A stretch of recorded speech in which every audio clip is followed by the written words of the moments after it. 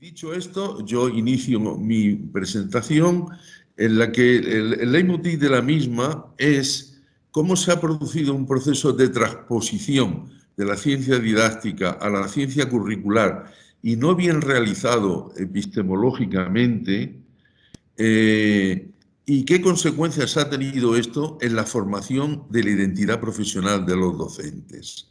Este proceso ha seguido varias fases. Y yo quiero comenzar con lo siguiente. Ser maestro supone estar pendiente, atento al desarrollo de su identidad profesional docente. Porque cada año tenemos estudiantes nuevos, distintos. Porque puede ser que estemos en un ámbito cultural diferente al que estuvimos años atrás.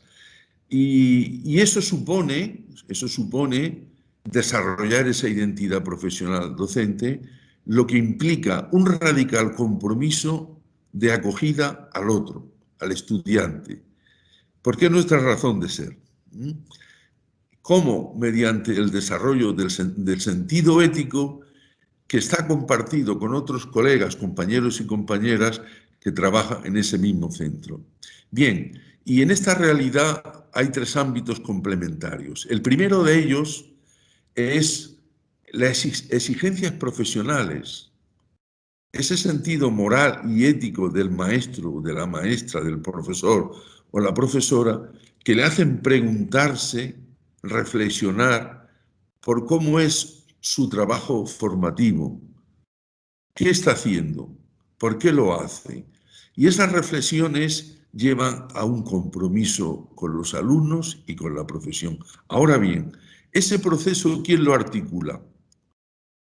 Entre otras ciencias, la didáctica, porque no se puede ir del compromiso para realizar lo ideado si no hay una habilitación profesional, competencial, para materializarlo, y eso es evidente.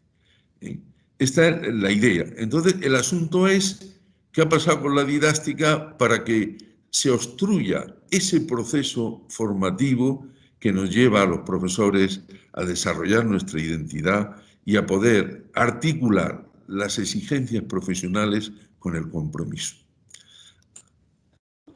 Esto se ha producido por una larga marcha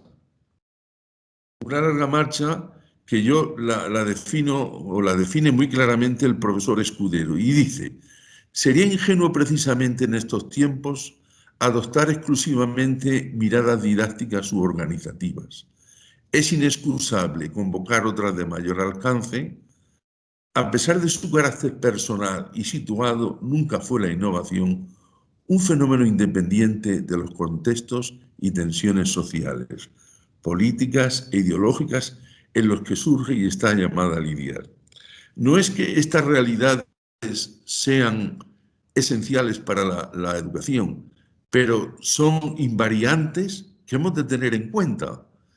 Y cuando llega una reforma educativa, una ley, una orden o un decreto, la maestra o el maestro tiene que saber interpretar eso, ver en los objetivos hacia dónde va aquello.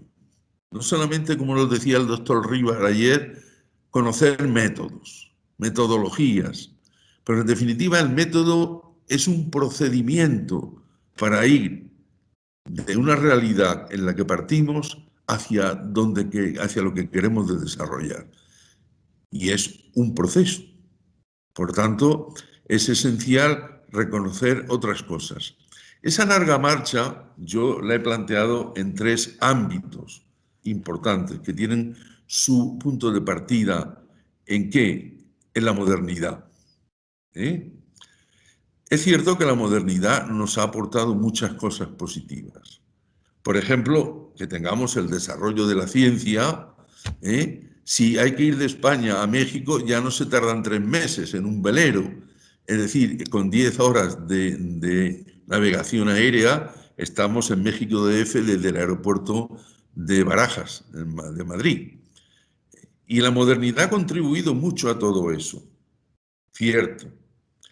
Pero claro, el gran problema de la modernidad ha sido que el principio de acción ha quedado determinado por una actividad efectante, es decir, determinada por relaciones de causa-efecto. Y aquí es el gran problema que ha generado la modernidad en la formación, en la educación y en lo que es, en definitiva, la formación de las personas. Porque las personas no estamos sujetas en nuestra formación a procedimientos mensurables y experimentables solamente. Sí que hay que considerarlos. Y esta realidad surge y se desarrolla muy ampliamente con el idealismo trascendental kantiano, en la crítica de la razón pura. Y dice, la realidad humana se reduce a lo meramente objetivable, sensible y mensurable. Es muy limitado eso. El ciudadano domina la naturaleza, pero nada más que eso, pero es dominado por la ley civil, determinada por la razón vigente, que es arbitraria. Claro, esta realidad nos lleva a ser personas que producen, y ya está, y se acabó. Hay un segundo momento que surge con la filosofía analítica del lenguaje a principios del siglo XX, que ya afecta de lleno a la estructura de las ciencias sociales. En este sentido, Martín Lutero King, en muchas de sus alocuciones, afirmaba: las ciencias sociales tienen que servir a al hombre, pero no servirse del hombre. Ya lo decía a finales de los años 60. Entonces, ¿qué pasa con la filosofía analítica del lenguaje? Que deconstruye totalmente el discurso de las ciencias sociales, entre ellas el discurso de la didáctica. ¿Por qué? Porque examina el discurso científico de las ciencias sociales desde una visión analítica, fragmentada, arbitraria y no contextualizada. Si nosotros una ciencia la descontextualizamos del ambiente próximo en el que vamos a trabajar, me refiero a una ciencia social, pues esa ciencia la hemos hecho estéril, inútil. No es viable, no tiene nada.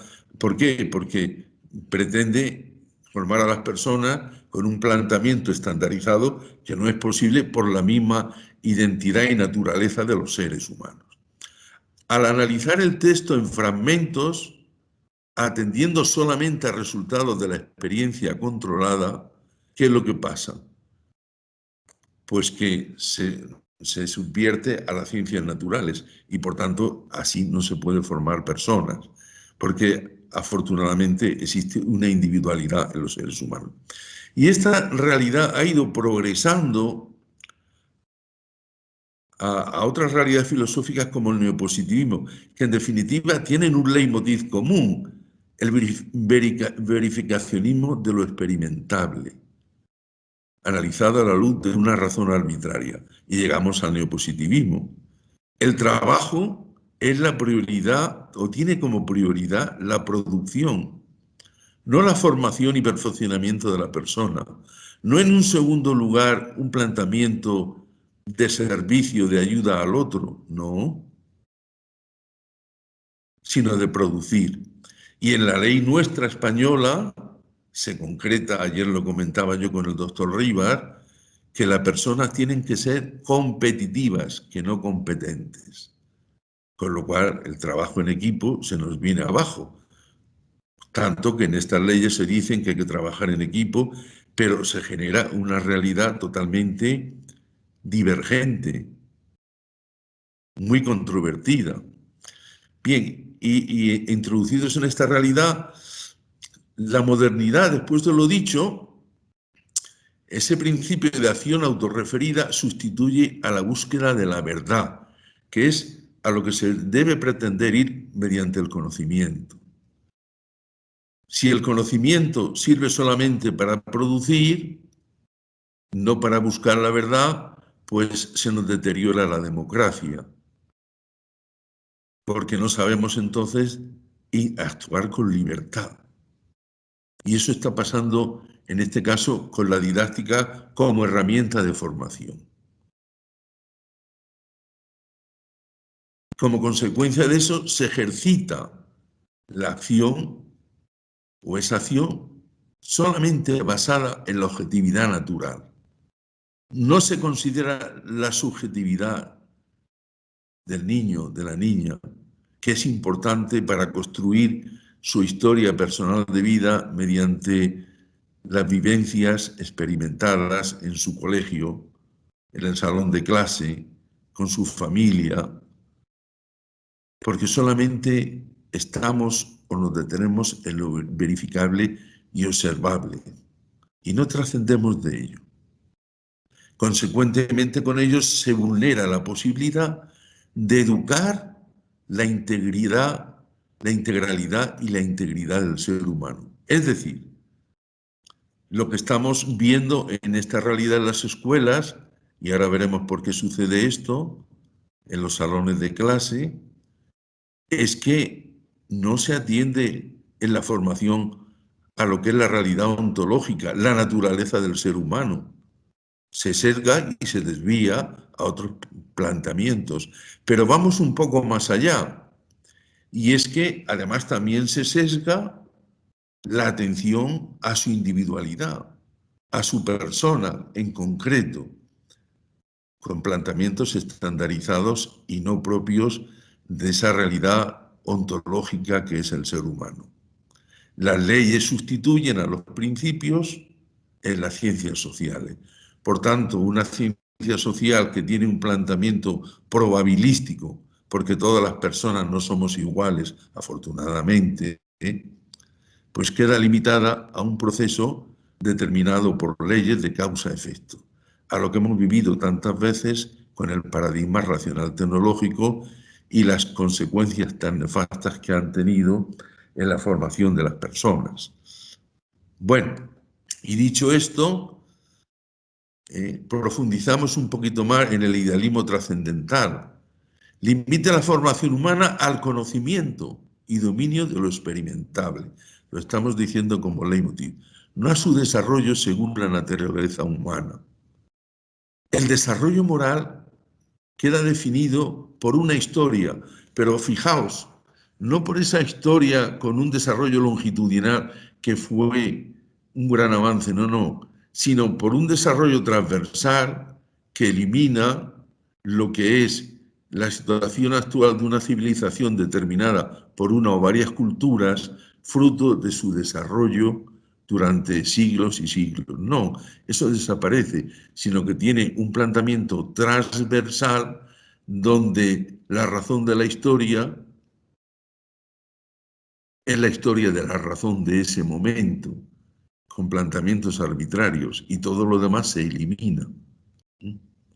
Se está, por tanto, ante el preámbulo de una racionalización artificiosa de la identidad del ser humano, que afecta, como hemos dicho, a su integridad en la dimensión esencial de la identidad profesional docente y a su integralidad en la dimensión existencial.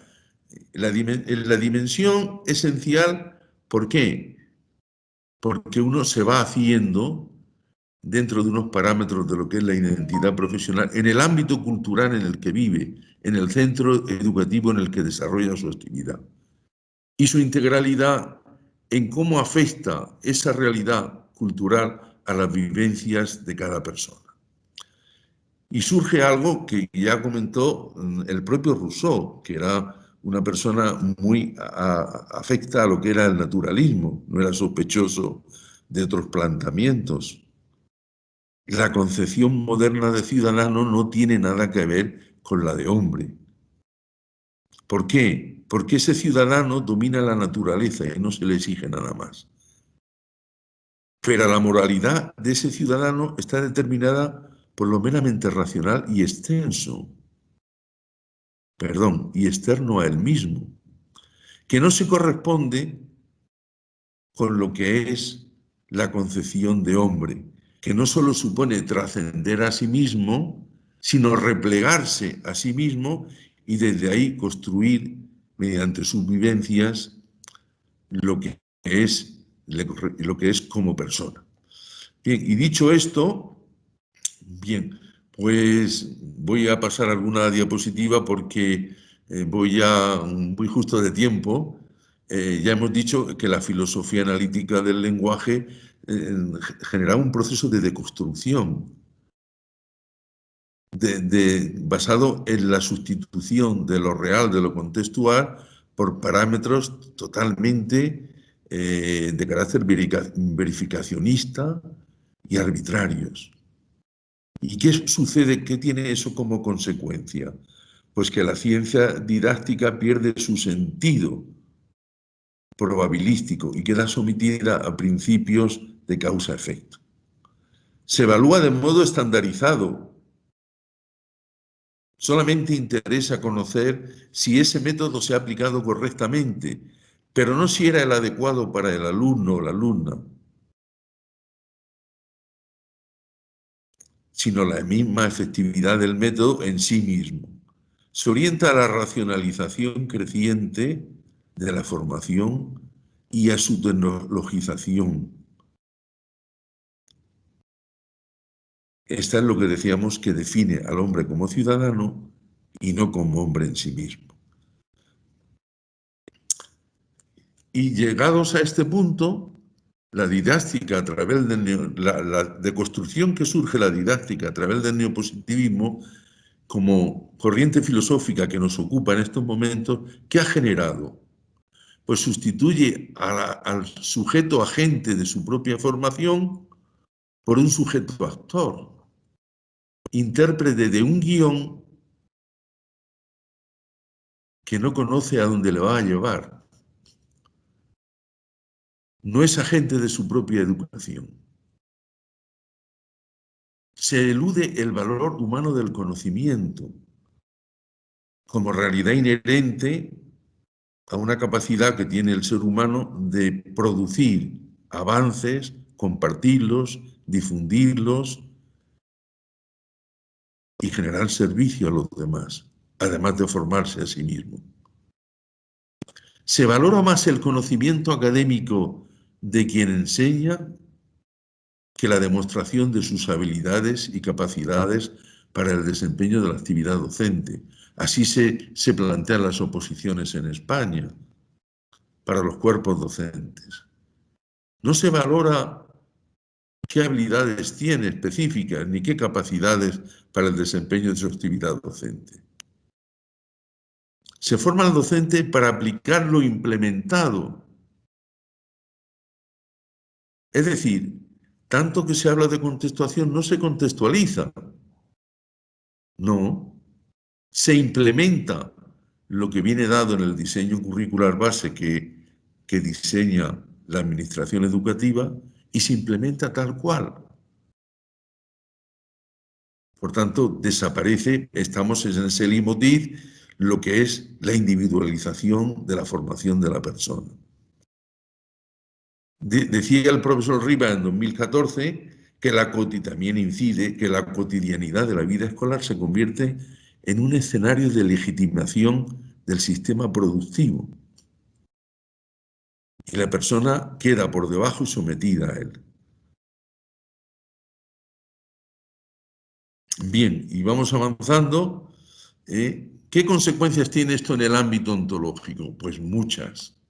La primera es, fíjense, en 1990 en España se disocia la didáctica del currículum en lo que es el diseño que se lleva a los centros educativos. Es decir, el currículum vuelve a ser lo que era en el siglo XVII, cuando surge para formar a los pastores calvinistas en la Universidad de Leiden, Holanda, entonces Países Bajos, y para formar a los pastores anglicanos cuando la iglesia anglicana se separa de la iglesia de Roma. O sea, tenía un efecto el currículum de integrar estructuralmente materias que permitiesen hacer para una labor de conversión, una predicación para la conversión de los pastores. Esa es la realidad del currículum. Y ahora, ¿cómo surge el currículum? Como aglutinador de los elementos sustantivos que lo integran. Contenidos, objetivos, métodos. Y la didáctica se queda reducida a mera tecnología. Claro, las consecuencias son gravísimas. ¿Por qué? Porque la relación de los modelos con la práctica del aula queda totalmente asimétrica.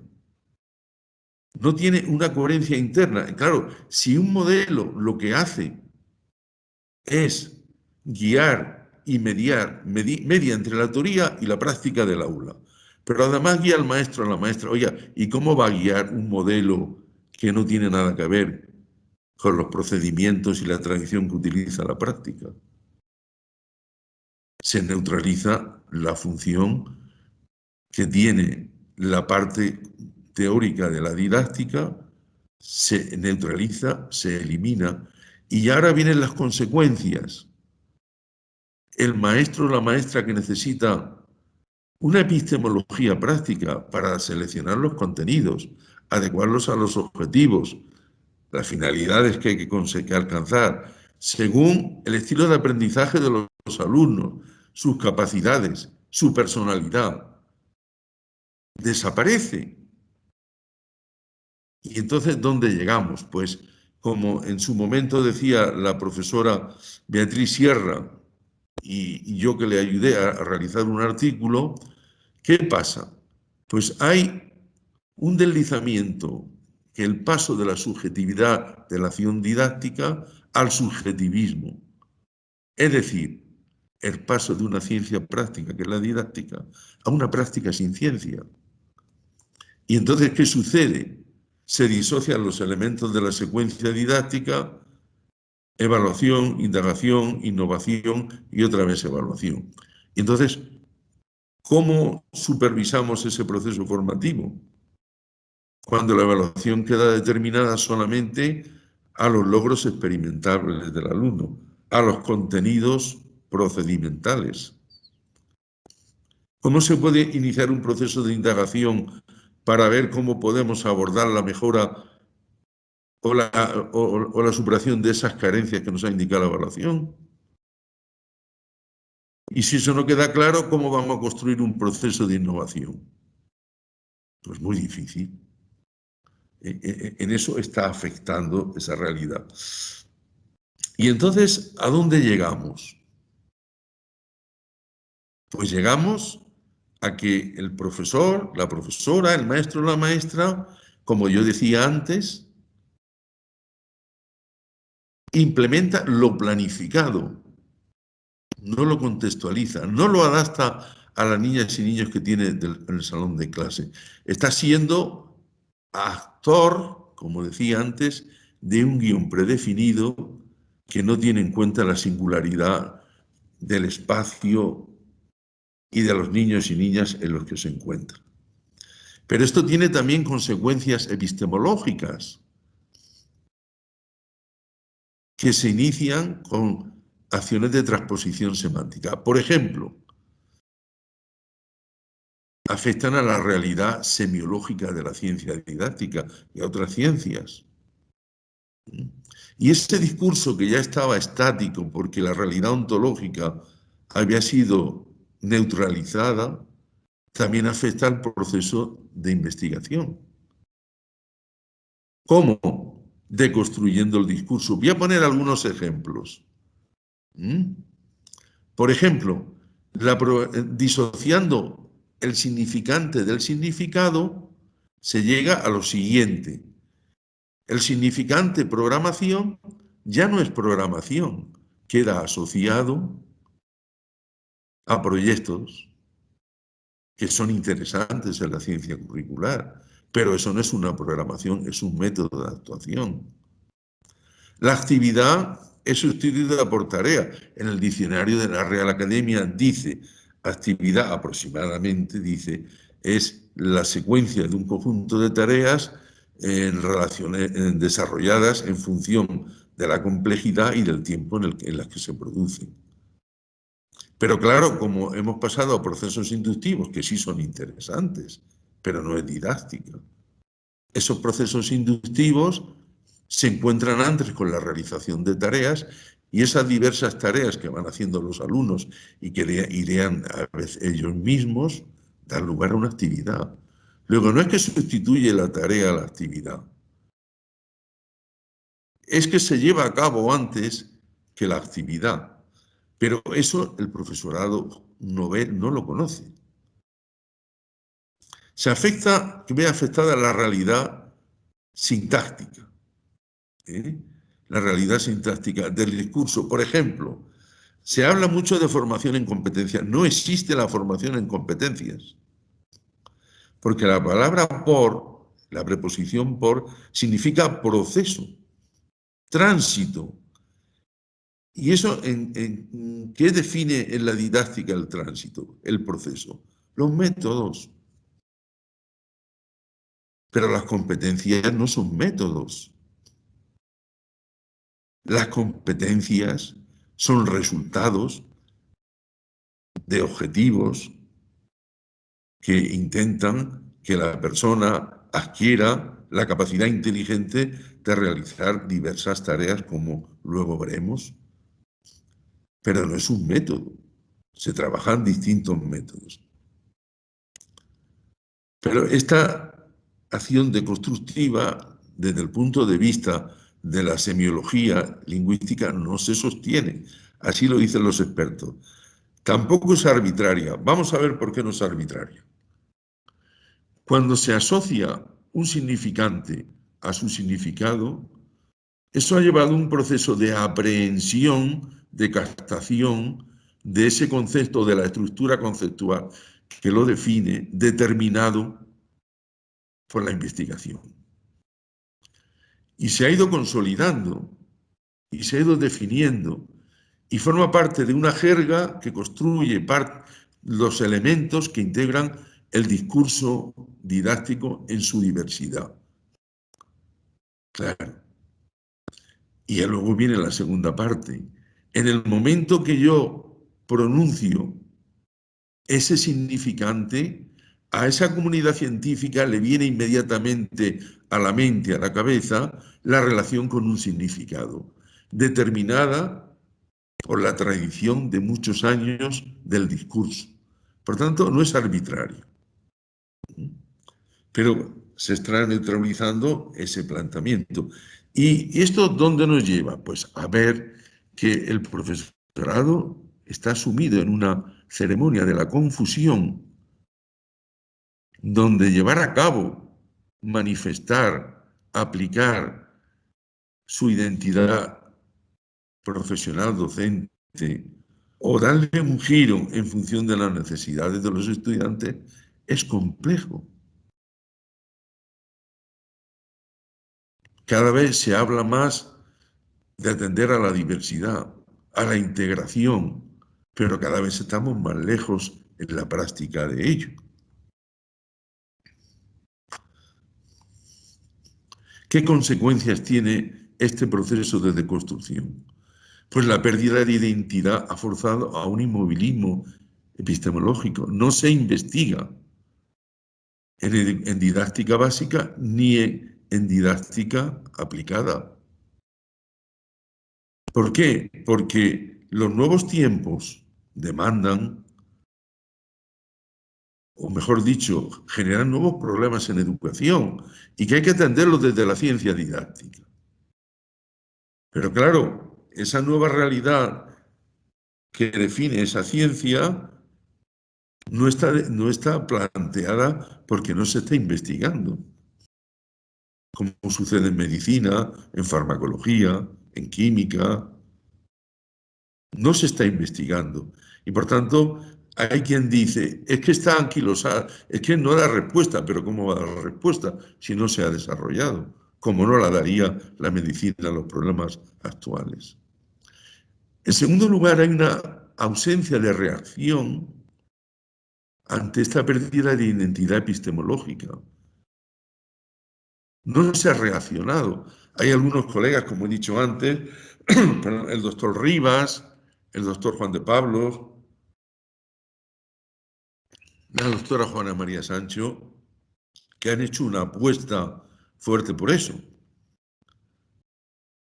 Y me han concedido el honor de que haga una reseña en la revista Complutense sobre este tema. Ausencia de reacción, decía, sobre la pérdida de la identidad de la didáctica. hemos dicho, con la investigación básica y, consecuentemente, no investigación aplicada. Pero no es verdad que la didáctica esté obsoleta. Miremos, pongamos la mirada en Alemania, en Suiza, en Austria. En el ámbito de Europa son los países con una formación de mayor excelencia. Tienen un índice de paro que no llega al 3%. Y un maestro o una maestra está considerado. Decía Angela Merkel hace un tiempo, pongo en esta anécdota, cuando le pedían los ingenieros, los médicos, subirle el salario a los niveles que tenían los profesores. Y le decía la canciller alemana, pero ¿cómo quieren ustedes ganar lo mismo, percibir los mismos salarios que aquellas personas que les han formado? Eso no es posible. Quizá nos hayamos quedado cariacontecidos, pero ahí está el rol y la identidad del profesor, de la profesora en estos países. Hay un desinterés del profesorado por el saber didáctico, porque hay carencias formativas en los estudios iniciales y en la formación continua. Yo he ido a congresos internacionales donde llegan suecos, finlandeses, daneses, y plantean comunicaciones y ponencias sobre la investigación que están haciendo con sus alumnos para progresar.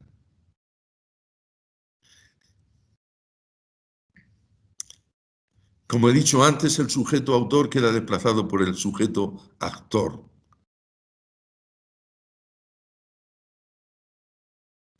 Y vamos otra vez hacia un planteamiento academicista.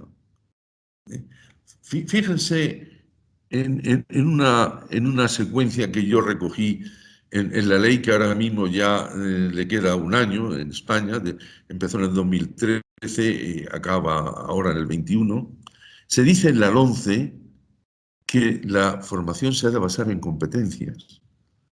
Y sin embargo, los bloques de contenidos están totalmente plagados de contenidos, muchos contenidos. Oiga, eso es la formación en competencia, uno de sus elementos básicos es la economía en los contenidos, que se utilizan más para desarrollar competencias por su carácter de provisionalidad, porque son mucho más perecederos que antes. Un contenido ahora está 2 o 3 años o 4 vigente y ya después pues ha cambiado. Seguro que ahora tendremos unos conocimientos sobre Marte que desplazarán a los que tenemos hasta ahora, por ejemplo, por poner un ejemplo de lo que ha pasado con la NASA. Bueno, y vamos a las conclusiones. De lo que hemos dicho antes, hay una reducción de la acción formativa a aspectos meramente verificacionistas y mensurables. Por tanto, se achata, se pierde relieve en la formación de los seres humanos. Voy a poner una anécdota, o voy a describir una anécdota de Jovellano. Jovellano era un sacerdote católico que fue muy activo en la academia, en la ilustración. Y Fernando VII lo metió en la cárcel, porque como sabes, qué buena vista tuvieron los mexicanos cuando no lo quisieron aceptar como emperador, porque fue una verdadera calamidad. Bueno, pues decía Jovellanos, cuando surge el telar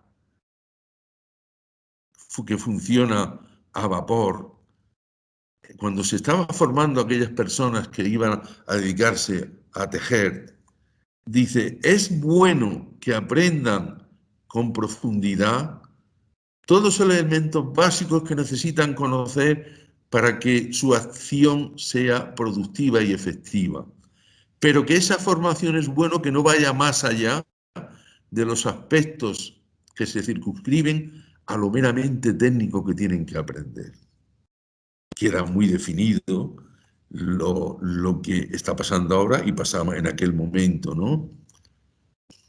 Por eso no interesa que los maestros sepan algo de filosofía, que sepan interpretar el currículum. ¿A dónde van los objetivos que se pretenden? La personalización de la formación es sustituida por las razones de la ley civil, con una razón de ser que es el referente determinada por intereses y opciones de poder supranacionales. Una razón arbitraria, la que interesa a opciones de poder.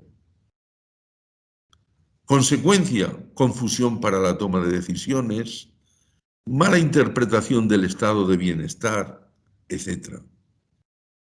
Por tanto, no se orienta a la persona desde esa amputación que ha sufrido a la didáctica a su propia culminación personal, sino a especulaciones sobre sus posibles logros y expectativas, que no surgen de la realidad y de la identidad de cada persona, sino de intereses suprapersonales.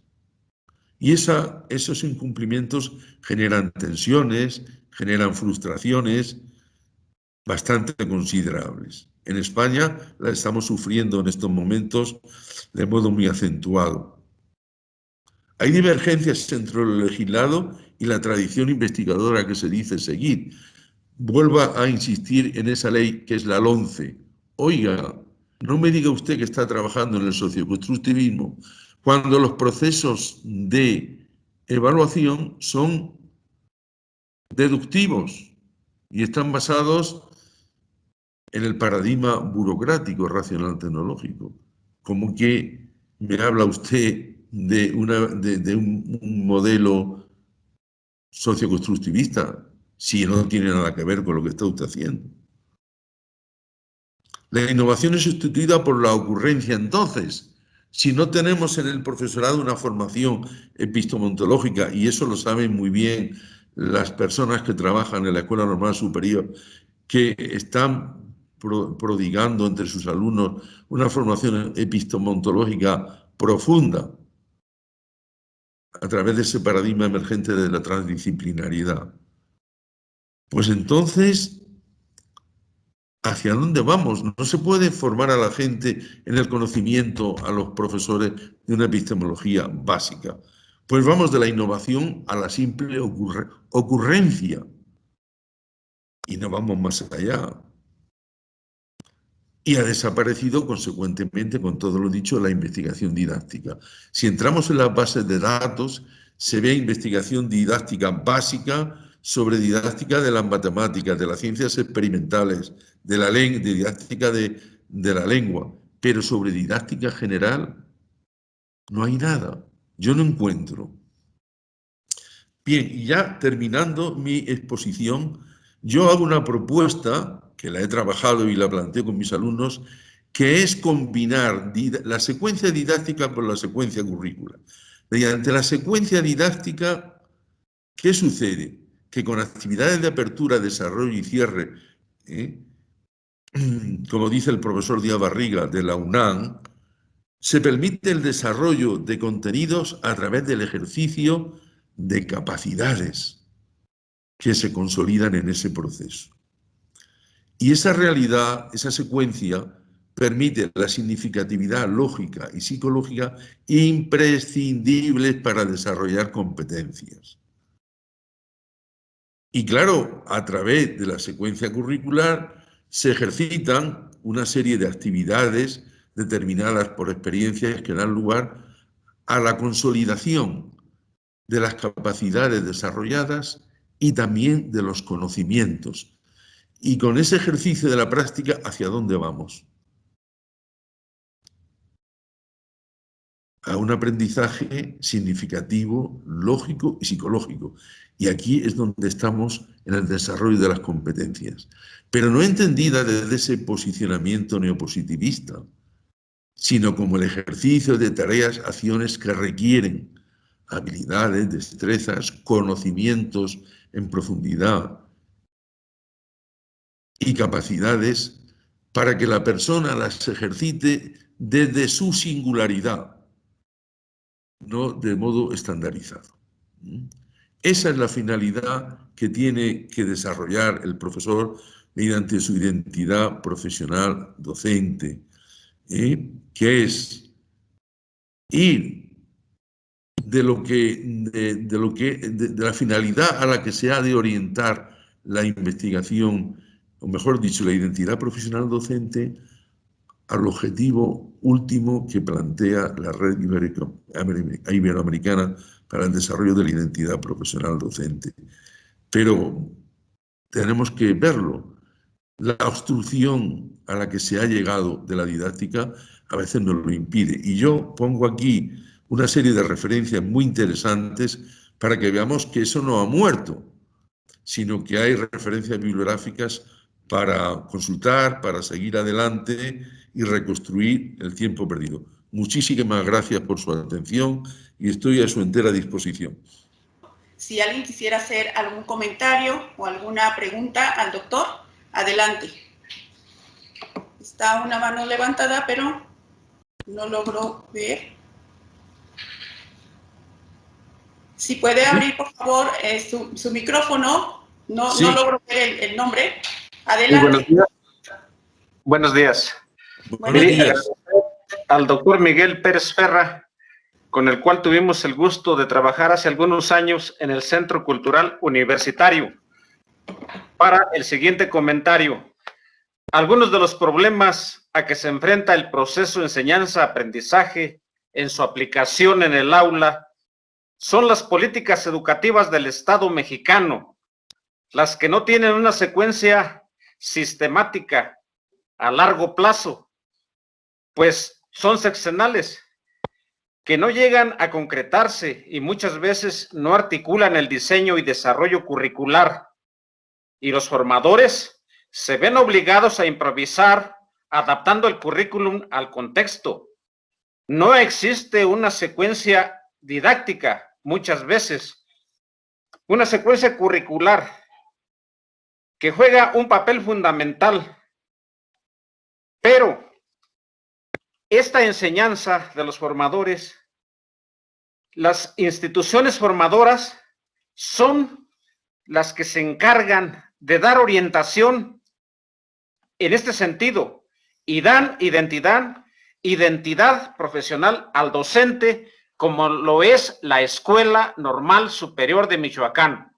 Muchas gracias. Agradecemos su comentario, maestro José Ismael. Si alguien más tuviera una pregunta o algún comentario que agregar.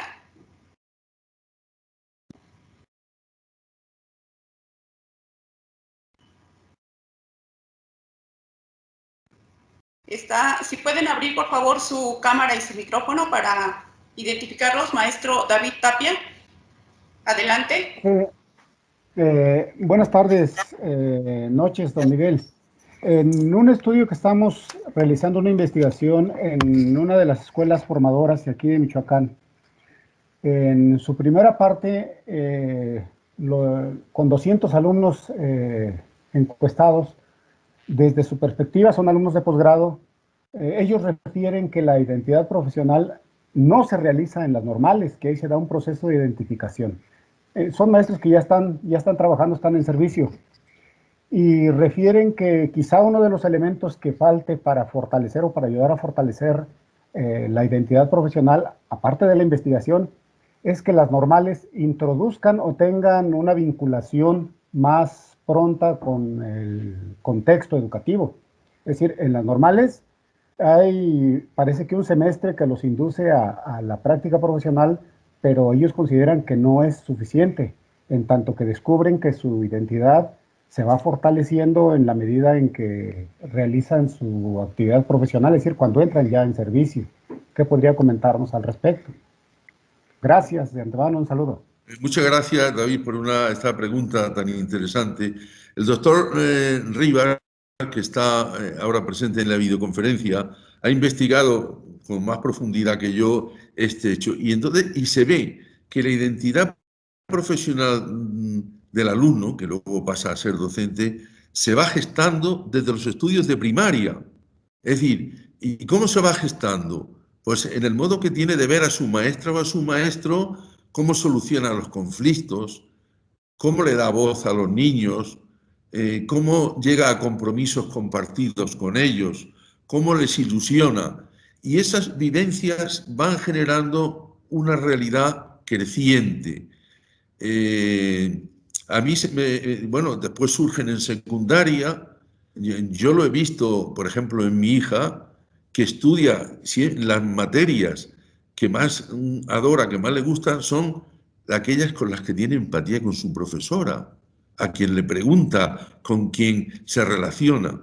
Y voy a poner un ejemplo. En España, en los tiempos difíciles de principios del siglo XX, a la sociedad la salvó la institución libre de enseñanza, porque eran los únicos que tenían una visión, un horizonte abierto, positivo, y no plano como había entonces. Es decir, que esa identidad, que los niños y las niñas son como esponjas, van recogiéndola, van planteándose cómo seguir. Ahora llega un momento en la formación específica para ser maestro, ser maestra, lo que tienen ustedes allí, que son los normalistas, donde hay que profundizar, que esas vivencias se inserten en el ámbito de la formación. ¿Cómo incide la psicología que están aprendiendo en eso? El currículum, la didáctica, los procesos de animación en sociología, el uso de la lengua. Es decir, ahí se van insertando esas realidades en las otras que vienen ya, que son vivencias de entonces. Y eso es lo que hace de una manera muy efectiva que el alumno o la alumna que va a estudiar magisterio tenga vocación profesional, tenga una motivación interna, que es la que le mueve a hacerse corresponsable, como dice el profesor Mínguez y el profesor Ortega, la que le mueve a hacerse a ese compromiso radical de hacerse cargo del alumno, en torno al cual gira toda la constelación de su formación, de sus cambios, de sus contrastes, pero eso viene desde chico. Yo, vamos, en las narrativas que ha ido recogiendo el doctor Rivas y que luego ha publicado en Experiencias, viene de ahí y se va consolidando en los 5 o 6 primeros años de actividad profesional, en los que tiene la inspección. O sea, tiene que ver mucho también ahí el profesor o la profesora, que aquí en España se llaman tutores, que les llevan, les cogen de la mano, y también la función de supervisión de la inspección, que es importantísima ahí. Ellos lo dicen en esas narrativas, en muchos casos. Pues quiero haber contestado desde mi perspectiva a esa pregunta suya. Así es. Muchas gracias, don Miguel. Pues muchísimas gracias a todos por haber compartido estas reflexiones conmigo. Agradecido. Y ya, pues, ahí está el doctor Eufrasio, que está esperando hablarnos de los vídeos en la etapa que estamos viviendo y qué aportaciones nos hacen. Muchísimas gracias a todos y a todas. Pero, en efecto, agradecemos enormemente al doctor Miguel Pérez Ferra por sus valiosas aportaciones respecto a este concepto central que es la didáctica y cómo este significado que le hemos dado en los últimos tiempos ha impactado en las aulas y ha impactado los procesos formativos de los profesores.